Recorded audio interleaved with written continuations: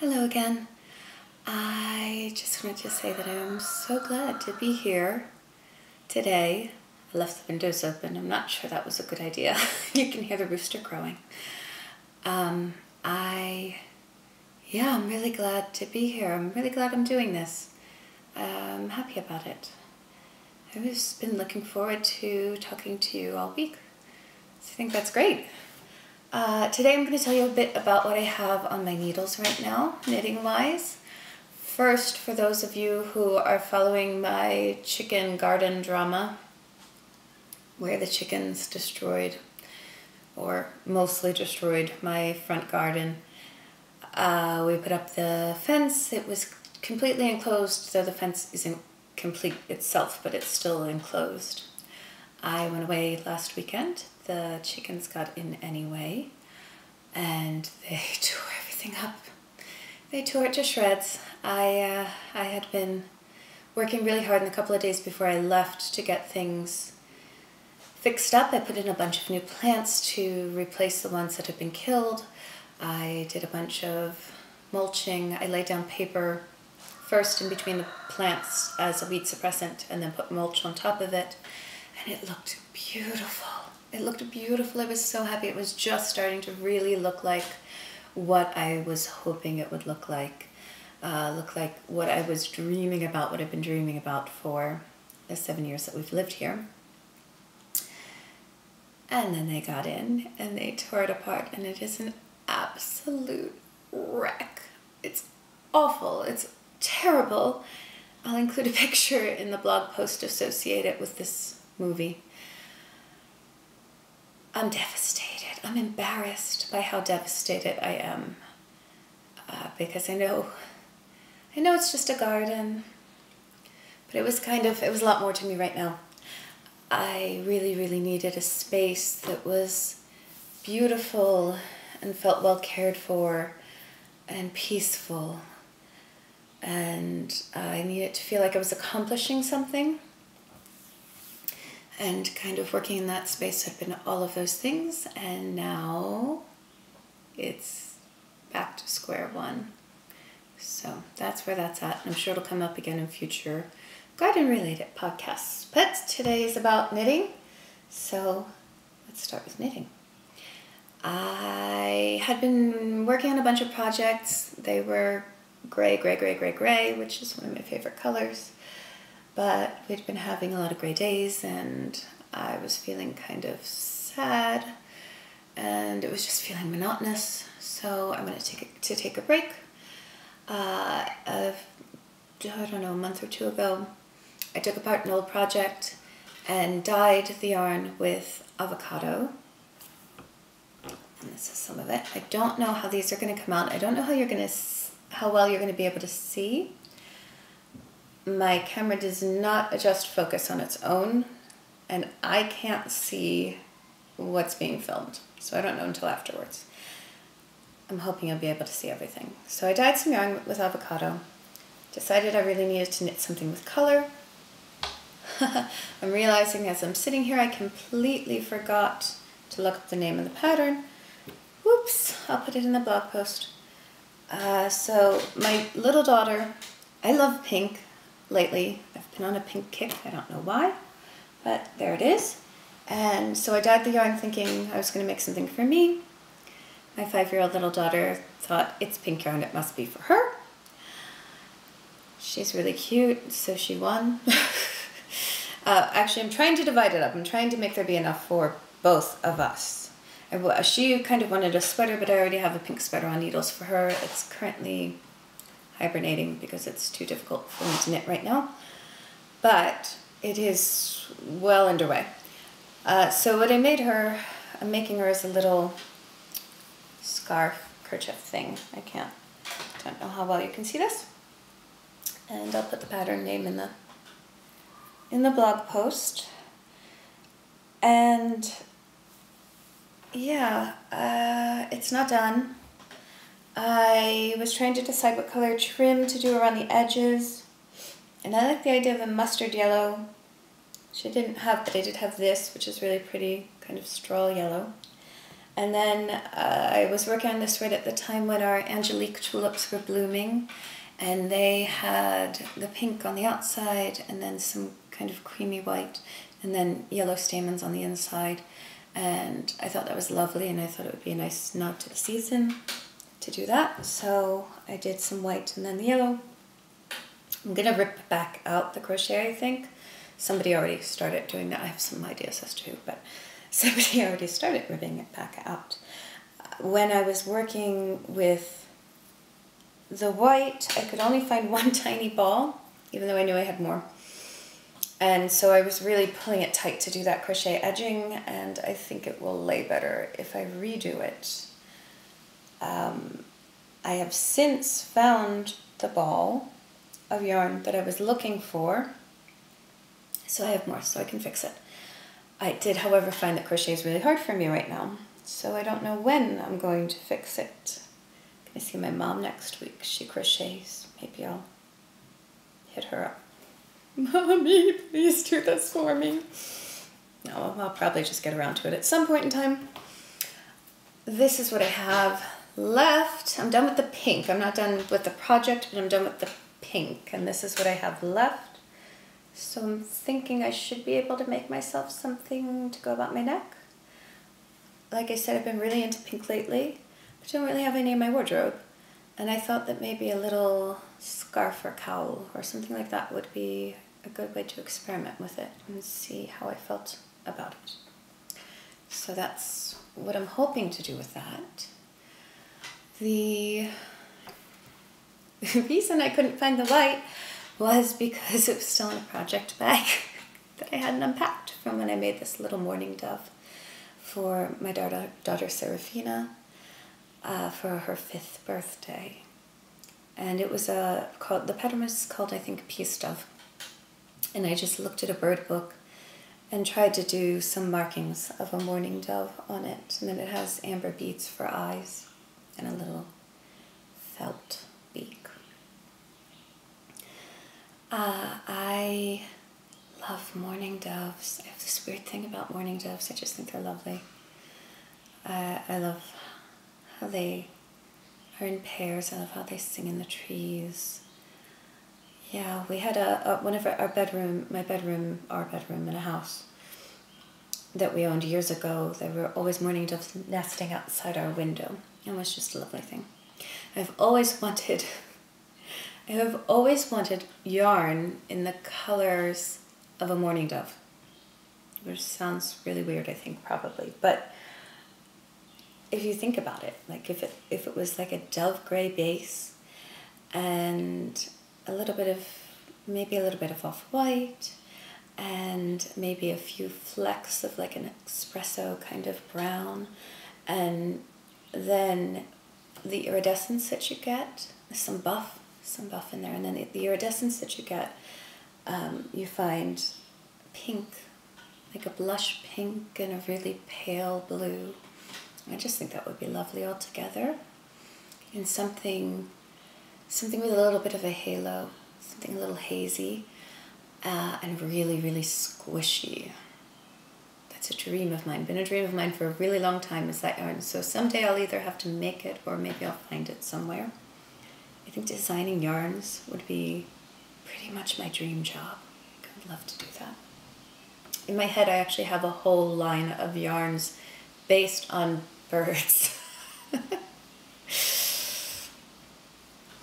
That's my silly thing. So, other things that I've been working on, this is the beginnings of the Isis waistcoat, excuse me. And I think it's going to be really pretty. It kind of has, I don't have a picture, but it kind of has a shawl collar that comes down, and then a button right at the waist, which I'm hoping I can make it hit at the natural waist. Some people seem to have trouble with that on Ravelry.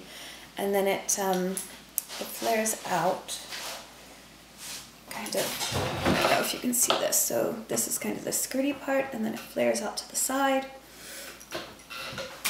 Both sides, obviously, and goes back into kind of this skirted thing like that around the back.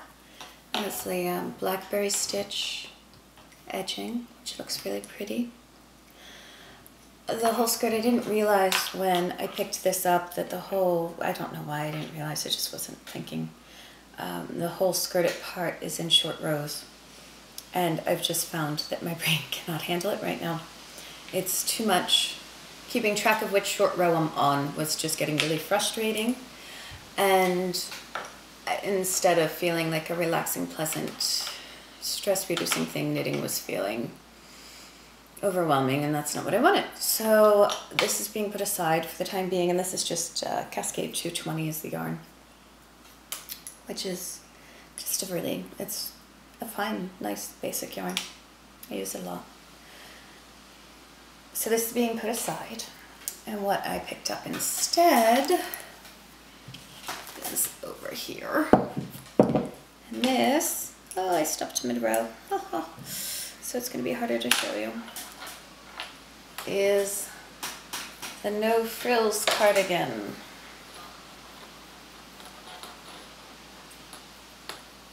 Which, let's see, is brilliant. I love it. Absolutely love it. I think this is going to be my favorite cardigan of all time. It may end up being my favorite thing that I've knit ever. I just love it. It's really simple. It's really basic. The knitting's just what I need right now. Simple and basic. But it's also going to be a simple basic for my wardrobe. And I'm really excited about it. I love how it's coming. I love working on it. And I think I'm going to love the finished product even more. The yarn, this is a funny thing. I've been using Ravelry. I've been using Ravelry since it started, just about. And I do this thing, and I don't know why I do it. When I go to start a pattern, I don't look at the pattern for the yarn. I look at Ravelry, because that's usually where I found the pattern I want to make. And usually this works just fine. Twice now, though, it's been an issue. Once the gauge was classified wrong. The weight of the yarn was classified wrong on Ravelry, so I got yarn for an entire men's adult sweater that wasn't the right weight. So to rewrite the pattern to accommodate that, or, you know, alter the pattern to accommodate that, and that was kind of a pain. Didn't learn my lesson with that. This time now, it probably says very specifically on the Ravelry page, but remember, I'm still not reading a lot. So I just glanced at it, got a yarn weight, got an amount, ordered yarn. I ordered yarn not realizing that it was actually supposed to be 2 yarns held together, 2 different yarns of 2 different weights, and that the amount of yarn that was specified was for both of those yarns. So I have a whole lot of one of those yarns. Way more than I'm going to need. It's fine, I'll find something else to do with it. But then I had to wait to get a second yarn to start it, which was really frustrating. I'm not good at being patient about starting projects. So this is Knit Picks Stroll Fingering in Ash, which is merino and a bit of nylon. And it's a superwash. And I actually, it's this gunmetal sort of color. It's very uniform. Wasn't loving it on its own. It's okay, but it's not what I wanted. So the second yarn that I ended up mixing with it over here is Valley Yarns, and it's their 214 Alpaca Silk, which is 80% alpaca and 20% silk in dark gray of the cone. And it's a slightly different color. You can probably see they're close, but they're not exactly the same color. Slightly different color. This one's a bit heathered and this one's fuzzy, which is what I wanted. So knitting them together has given me a really nice fabric, and I like it a lot. And I'm really glad. I'm really actually glad it wasn't just the Knit Pick Stroll, because I don't think I would like it so much. But this gives it a little bit of a heathered and a little bit of fuzziness, and that's just what I wanted. So I'm really happy about that. So, but this, this also got put aside because I was going away for the weekend. Last weekend I went away for the weekend. And I wanted, well, for 2 reasons this got put aside. I wanted something that was really, really, really easy to knit. And this is really easy to knit, honestly, right now. It's knit the first stitch, a few stitches of ribbing, knit or purl across the row, a few stitches of ribbing, slip the last stitch. Super simple. But I knew that I was actually going to be doing most of my knitting with my eyes closed, which I could do this with my eyes closed and it wouldn't be a big deal. But I also knew that I was likely to have a headache. I was likely to be mentally impaired, because that still happens when I'm really tired. So I wanted the simplest possible knitting. And also because of the multiple yarns and the size, this is getting pretty big. This isn't as packable as it was in the beginning, and especially with the cone. I think it's harder to just throw in a bag and get out and have. So I switched to this one. And I also don't remember the name of this pattern. It just starts with a TH. And I think I don't know how to say it, whatever it is. I'll look it up. It'll be in the blog post. So this one's knit in Stroll Fingering Knit Picks, and it's the Pearlescence Tonal, which is really interesting color. It has all different light shades of gray, and there's kind of a yellowish tinge to it, and creams. It's pretty. And the other reason I wanted to start on this was because it's sleeveless. So it's for summer, so I'm going to need it sooner than I probably need the other ones. And so what I did was, before we left, I tried to get through this lace part. Really proud of myself for doing the lace part. It's really, really, really simple lace. But I've been having trouble with knitting anything complicated because I can't look at my work most of the time without making myself ill. So this was a simple enough lace that I could kind of glance down, know where I was at, and be okay. So I did it, and I think it's going to be really pretty. I don't know if you can see the lace. It's called something like leaf lace, little leaf lace. I think because of the little diamond bits in the middle, but I think with the holes around it kind of looks like a flower. Beautiful. Really excited about this. I think it's entirely the wrong shape and pattern for my body type, but I've been seeing this pattern in the Knit Picks catalog for a couple of years now, and every time I see it I think how much I love it, so I decided I didn't care. I don't care. It might look awful on me, and I don't care. I want to knit it. I want to wear it, so I'm excited about it. And that's going. You can see I did quite a bit. You know, a decent chunk on the trip of that.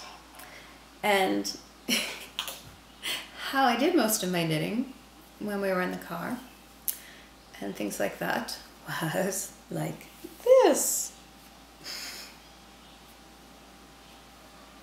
I have no idea what I look like this because I can't see myself. My kids think I look very funny though. Being in the car, everything moving around behind in my periphery is just, I can't take it. It makes me nauseous and dizzy, and it hurts my head terribly. So I actually bought myself a sleep mask to block it out over the winter. I used to tie a scarf around my head, but it's getting a little warm for that. And also I can't move it back around when I'm doing that. So this is how I knit most of this.